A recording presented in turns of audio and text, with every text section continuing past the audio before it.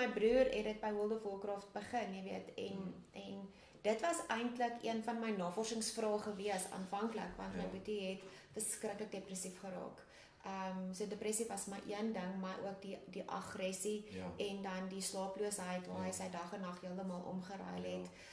En een van my navorsingsvrae was, jy weet, was hy depressief gewees of geneig tot depressie en het as gevolg van die isolasie en die nie meer uitkom nie in die laat aande het hy eventueel depressief geword of was hy 100% gesond en die te veel skermtyd het hom depressief gemaak.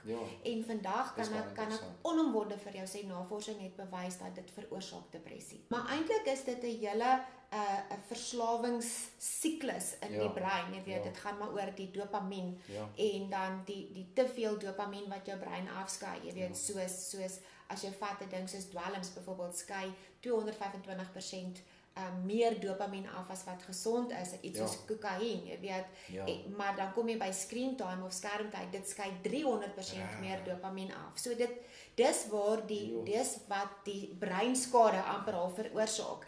Dis wat die depressie veroorsaak, die angstigheid veroorsaak, die woede-uitbarstings veroorsaak, jy weet, en dan as jy gaan kyk dan in 'n ontwikkelende brein, ek wil kom en sê jy was 17 of 18 toe jy begin het, maar veronderstel jy's nou 6 of 7 jaar oud. En daai kind se brein moet nou nog groei en nou sit hy voor 'n game.